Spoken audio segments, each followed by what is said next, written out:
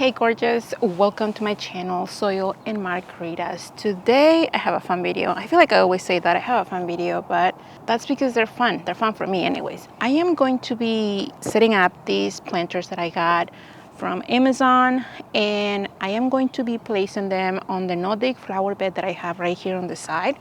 To give you an idea, this is where my hydrangea hedge is, and this is where my no-dig flower bed is. The boxwoods, you guys, the boxwoods are just looking amazing. They have been doing so well. I don't know if you remember when I planted these guys last year in the spring. They were so tiny, so tiny, and they probably already tripled in size from last year. They are going to be going into their second winter this coming winter, so fingers crossed that they don't get damaged. I think that will be fine, honestly.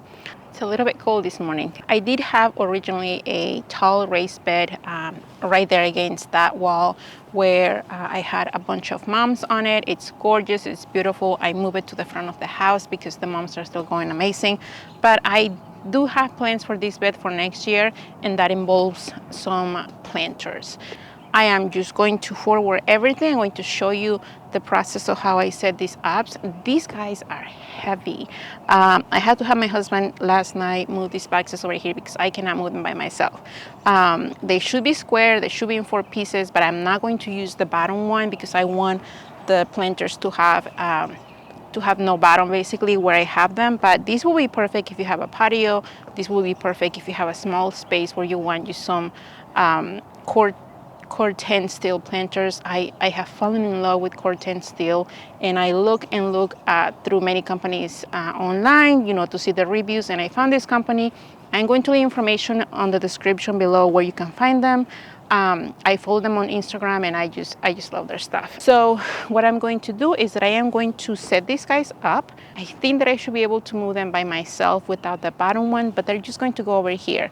And then I'll probably fill them up today. I'm not really sure. I don't know if I have enough potting mix, but I am going to be putting a bunch of tulip bulbs in them. So let's get started.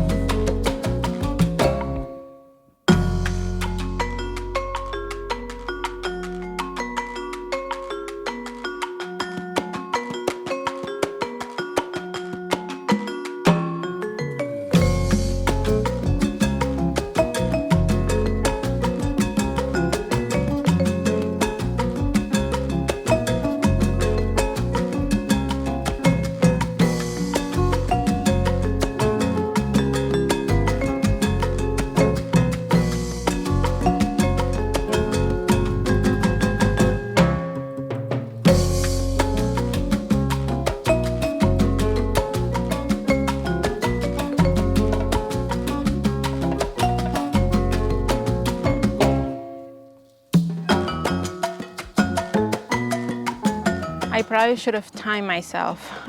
They take a long time to put together, but I mean, these things are not going anywhere. I did not put the bottom on.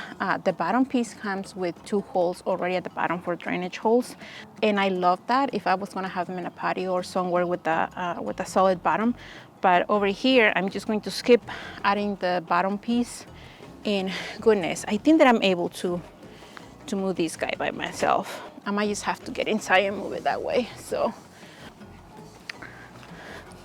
now they do look nice right now. This is not going to be the color that they're going to be staying in forever.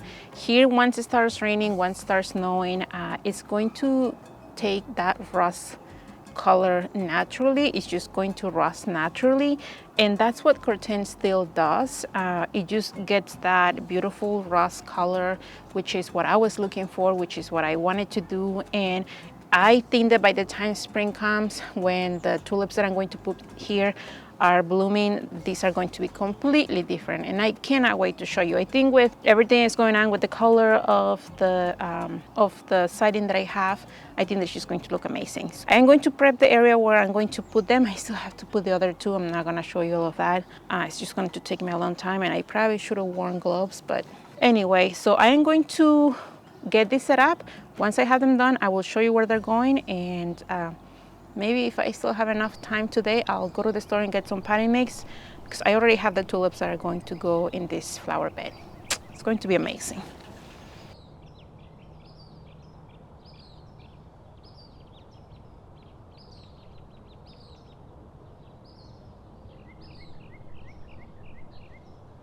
All right, it's a brand new day. Yesterday, I finished putting together all of the beds that you see on the back. You guys, they're beautiful. I'm so happy. Looking at them now that they're set up, I think that they're definitely bigger than I was expecting them to be, but that's okay. I mean, more room, right? So what I did on this bed this morning early, before the sun came up, I cleaned up the hoses, the irrigation hoses that were going to be smashed, basically where I'm going to be putting them. And also yesterday, while I was out running some errands, I stopped at Lowe's, thinking that I was going to buy potting mix. And you guys, I found the most amazing sale. Like, my Lowe's never has like really great sales for plants, but yesterday they had everything plant related that they had for $1. So I bought like 16 heucheras for $1 each. So I changed my mind, and I am not going to be placing tulips in those containers. I'm actually going to be just using heucheras for an instant gratification. So let me show you where they're going to go, and we can finally finish this video today.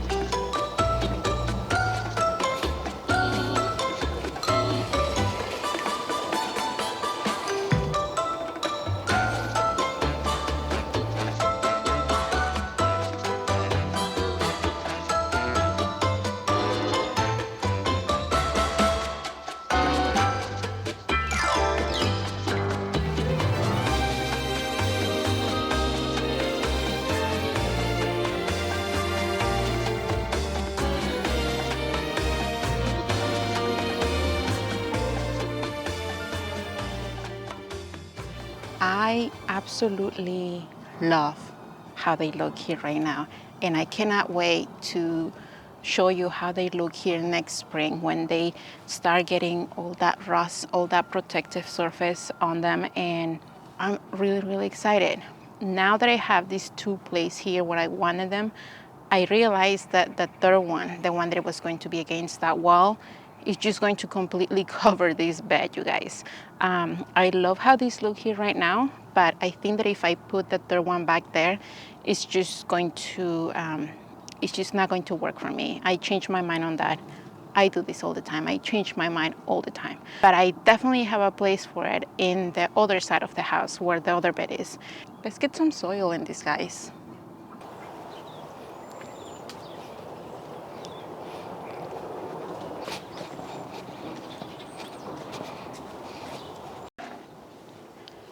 Filling these beds with fresh potting mix at this time of year when the garden is ready to go to sleep is just not something that I want to do personally. If I was starting in the spring putting these beds together or these planters together, it would be a different story. But right now I am just concentrating in reusing the stuff that the garden is giving me that more than likely will just go to waste. I save a lot of my branches, healthy branches, that is. Anything that was sick or that it was showing some sort of disease, it will just go in the trash. But the foliage that was just looking healthy and it was just decaying, that stuff I save, because I know that if I have a really deep planter like these guys right here, I can just utilize those for filling up the bottom half, and that really helps me in saving money in filling these beds up with potting mix. I honestly don't know how many bags of potting mix I will need for filling these containers, but it's probably not something that it's in my budget right now. And honestly, these planters are just going to be used for flowers next year, annuals. So whatever medium I use, as long as I have a good fertilizer and a good clean fresh soil, that's all the plants really need as far as flowers go. Again, this is something that I just do. It may not be the right thing to do, but it has been working for me for the past few years. I save all of the potting mix that I use for my containers from this year. I just get rid of the really rooty stuff, and then I save my potting mix on the side because I knew that I was going to have a couple of raised beds like these guys, and that's why I save all of my potting mix from my containers from this year where I have annuals and vegetables, and that's also going to be reused here for these planters. I am not really worried about using fresh potting mix because, well, it's just the end of the season, honestly. And I am trying to save as much as I can, especially for projects that I have next year where I can just spend my money. But for this case, this will work really well. As I am putting the potting mix that I used for the past year in the containers, I make sure that I break it apart with a shovel or with whatever I have to make sure that the soil fills up the spaces in between the branches. It would be easier just to dump everything on top of it, but I don't want to have any space at the bottom. I want to do my best to just fill every single space, and just pushing it down with a shovel and shaking it a little bit, it fills those spaces in between the branches.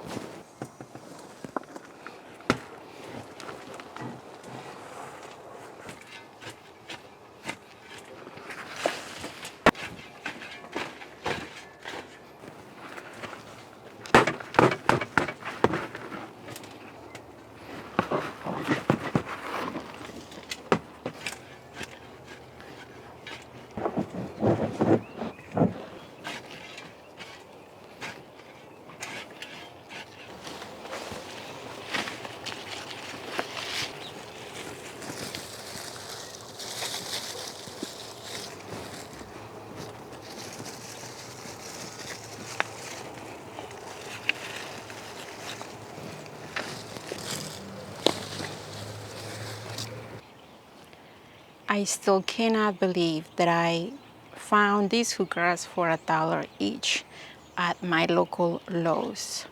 This was definitely a sale that I could not pass, and even if I didn't have any room for them, they could just stay there in my garage and overwinter that way. But I think that they just look amazing inside these planters. I chose not to plant them directly into the soil because it would be a lot easier for me in the spring just to remove them and to put them where they're going to go. I still don't know where they're going to go, but that's a problem that I will face when the time comes. For right now, I am just enjoying them. I think that they look amazing, and you guys, I am so happy with how these planters came along. They are definitely huge, but they are definitely a statement in this small flower bed. Before I forget to mention, Green Stack is having a sale this weekend until November 1st. So if you have been thinking about getting your own vertical garden like the one that I have back there, this will be a great time for you to get one. If you want to get a base, a support, and I think they also have the covers, I'm not really sure. Check the link below and see if that's something that you might be interested in. This is kind of the view that the people walking on the sidewalk will see when they're walking by, and I'm just liking that they cannot see the gas meter that is behind this flower bed, and I love that. But look at these, you guys. They almost look like they have been there all year long. Thank you so much for being here, you guys. I hope that you enjoyed this video, and until the next time.